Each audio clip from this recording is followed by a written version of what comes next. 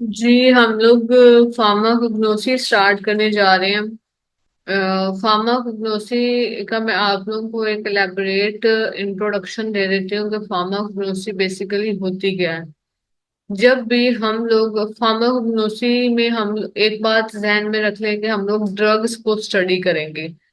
Drugs कैसे बनती हैं प्लांट्स से और कैसे बनती हैं एनिमल के सोर्सेस से। ये चीजें हम लोगों ने स्टडी करनी है फार्माकोग्नोसी में।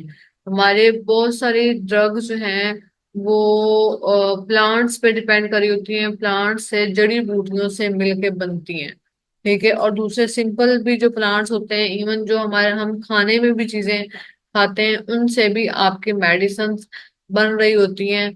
तो हम लोगों ने पूरी फार्माकोग्नोसी में ड्रग्स को ही स्टडी करना है कि ये ड्रग जो है ये किस प्लांट से बनी है और प्लांट के कौन से हिस्से से बनी है। ठीक है, लीव से बनी है या उसके फ्लावर से बनी है या उसके सीड से बनी है। ये सारी चीजें जो है हम लोग फार्माकोग्नोसी में डिस्कस करेंगे। एक चीज बस अपने माइंड में रख लें कि अगर हम लोग फार्माकोग्नोसी पढ़ रहे हैं तो हम लोग ड्रग्स की स्टडी कर रहे हैं और ये देख रहे हैं कि वो ड्रग जो है वो किस प्लांट, ऑलमोस्ट हम लोग इसमें प्लांट्स को ही स्टडी करेंगे कि कौन से प्लांट से कौन सी ड्रग बनती है, किस चीज के लिए बनती है और हमारे जब हम लोग लेते हैं तो हमारी बॉडी में क्या फंक्शन प्ले करती है। ठीक है, किस बीमारी के लिए हम उसको इस्तेमाल कर सकते हैं। सबसे पहले pharmacognosy is a study of crude drug. Crude drug जो है वो क्या होती है कि आपके पास एक अनरिफाइंड फॉर्म में जो ड्रग आती है उसको आप क्रूड ड्रग कहते हो। अनरिफाइंड फॉर्म वाली ड्रग कैसे कि अभी वो ड्रग जो है, लेट्स सपोज मेरे पास एक पुदीना है। पुदीने से आपके जो स्टमक की मेडिसिन होती हैं वो बनती हैं पुदीने के लीव्स से। और पुदीने के वो जो एक डंडली होती है, स्टेम होता है, उससे भी मेडिसिन बनती हैं। ठीक है, पुदीने के पत्ते से मेडिसिन बनाई जाती हैं। अभी हम लोगों ने पुदीने का पत्ता तोड़ा है और हमारे जहन में ये कॉन्सेप्ट है कि हम लोगों ने इससे मेडिसिन को बनाना है, लेकिन हमने अभी मेडिसिन या अभी हम लोगों ने ड्रग बनाई नहीं है। ठीक है, लेकिन हमारे पास वो मेन कॉन्स्टिट्यूएंट आ गया है, मेन इंग्रेडिएंट आ गया है पुदीने का पत्ता, जिससे हम लोगों ने वो दवाई बनानी है। तो अभी वो उस पुदीने के पत्ते को ना तो हम लोगों ने रगड़ा है, ना हम लोगों ने पीसा है, ना उसका पाउडर बनाया है। ठीक है, कुछ भी नहीं किया, सिर्फ अभी वो हमारे पास पत्ता है। तो उसको हम क्या कहेंगे कि वो हमारे पास कौन सी फॉर्म है, क्रूड ड्रग है। कि अभी तक जो रिफाइंड ना हुई हो, जिसपे कोई प्रोसीजर ना हुआ हो बेसिकली, उस रॉ मटेरियल को जो है वो क्रूड ड्रग का नाम दिया जाता है। ठीक है, और इसमें ड्रग्स में जब हम एक ड्रग बना रहे होते हैं, अमेरिकन सोसाइटी जो फार्माकोग्नोसी की है उन्होंने एक डेफिनेशन डेवलप की कि हम लोग नेचुरल ड्रग्स बनाते हैं। ठीक है, और उसकी फिजिकल और बायोकेमिकल और बायोलॉजिकल प्रॉपर्टीज को स्टडी करते हैं, उसकी केमिकल कॉन्स्टिट्यूएंट्स को स्टडी करते हैं कि कौन कौन सी चीजें जो हैं वो हम लोगों ने इसमें ऐड की हैं। अगर एक ड्रग बनाई है तो उसमें मेन इंग्रेडिएंट कौन सा है और दूसरे इंग्रेडिएंट, अदर इंग्रेडिएंट्स कौन से हैं जिनसे मिलके वो बनी है। ठीक है, क्योंकि हमें तो बाइंडर भी चाहिए होता है, हमें कलरेंट भी चाहिए होता है, हमें फ्लेवरेंट भी चाहिए होता है। हमें हर एक चीज चाहिए मेन इंग्रेडिएंट के अलावा भी, जो कि हम लोग यूज करके तो एक ड्रग बना सकें प्रॉपरली। क्योंकि एक चीज से कभी भी ड्रग नहीं बनती। एक चीज मेन कॉन्स्टिट्यूएंट तो हो सकता है, मेन इंग्रेडिएंट तो हो सकता है, लेकिन उससे प्रॉपर ड्रग नहीं बन सकती। उसके बाद फार्माकोग्नोसी जो है वो ग्रीक वर्ड है विच इज वेरी इंपॉर्टेंट। कि pharmakon mean drug and gnosis mean knowledge. कि जब भी हम लोग ड्रग का नॉलेज लेते हैं कि ड्रग बनी कैसे है, कौन सा पार्ट प्लांट का यूज हुआ है, पौधे का कौन सा हिस्सा यूज हुआ है, जड़ी बूटी कौन सी यूज हुई है, तो इस सारी चीज के जब हम लोग नॉलेज लेते हैं तो तब जो है वो हम इसको फार्माकोग्नोसी का नाम दे सकते हैं। ये कुछ आपकी डेट्स यहाँ पे लिखी हुई हैं ऑस्ट्रियन फिजिशियंस की, उन्होंने वर्क कब किया इस फार्माकोग्नोसी पे, ये आप लोग एज अ एमसीक्यू जो है वो मार्क कर लो। नीचे वाला पैराग्राफ भी आप लोग एमसीक्यूज के तौर पे पढ़ोगे। अच्छा, उसके बाद आप लोगों का आ जाता है scope of pharmacognosy. Scope of pharmacognosy को कट कर दें, ये आप लोगों का बहुत ज्यादा आने वाला क्वेश्चन नहीं है। वैसे अगर आप लोग शुरू करना चाहो तो मैं आप लोगों को ये करवा सकती हूँ कि मतलब फार्माकोग्नोसी जो है, स्कोप ऑफ फार्माकोग्नोसी इम्पोर्टेंट नहीं है, लेकिन इसमें हम लोग क्रूड ड्रग्स की क्लासिफिकेशन करते हैं कि क्रूड ड्रग्स को कितने क्लासेस में डिस्क्राइब किया गया है। क्रूड ड्रग की जो है मतलब एक ऑर्गेनाइज्ड ड्रग्स हो जाती हैं, आगे अनऑर्गेनाइज्ड ड्रग्स हो जाती हैं, ये सारा कुछ हम आगे पढ़ेंगे। कल्टीवेशन कैसे होती है, कलेक्शन कैसे होती है, drawing, storage, preservation, packing, evaluation and adulteration of crude drugs. एक क्रूड ड्रग जो है वो कल्टीवेट हम कहाँ से करते हैं, उसको कलेक्ट फिर किया जाता है, फिर उसको ड्राई किया जाता है, फिर उसको स्टोर किया जाता है, फिर उसको प्रिजर्व किया जाता है, फिर प्रिजर्व करने के बाद उसको पैक किया जाता है और फिर उसकी इवेल्युएशन की जाती है उसको ड्रग की। ठीक है, ये सारी चीजें हम लोग तब कर सकते हैं जब हमें फार्माकोग्नोसी का नॉलेज होगा। बेसिकली वो स्कोप ये बताना चाह रहे हैं। Plant growth hormones for rapid and better growth of plants. हम लोग फार्माकोग्नोसी का ये स्कोप है कि हम लोग प्लांट ग्रोथ हार्मोन्स यूज कर रहे होते हैं प्लांट्स पे।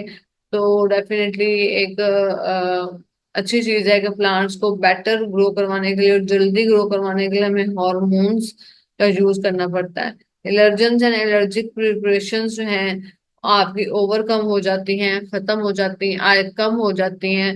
एलर्जी जो है अगर आपको हुई हुई है और आप कोई ऐसी ड्रग यूज करो, ऐसी जो कि फार्माकोग्नोसी की हेल्प से उसके नॉलेज से बनी हो, तो डेफिनेटली वो एलर्जी जो है वो कम होगी जब आप ड्रग यूज करोगे।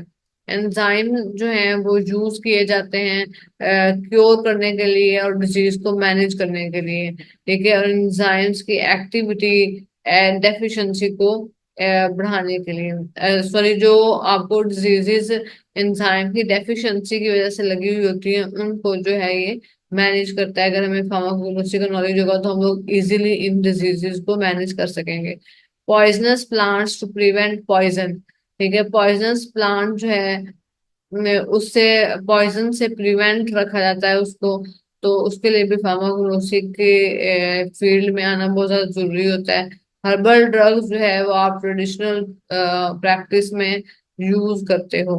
उसके बाद यहाँ पे दोबारा वही क्रूड ड्रग की डेफिनेशन आ जाती है। आपने क्रूड ड्रग की डेफिनेशन करनी है कि अनरिफाइंड सब्सटेंस होता है जो कि हम लोग प्लांट से भी ले सकते हैं, एनिमल से भी ले सकते हैं, बैक्टीरिया से भी ले सकते हैं।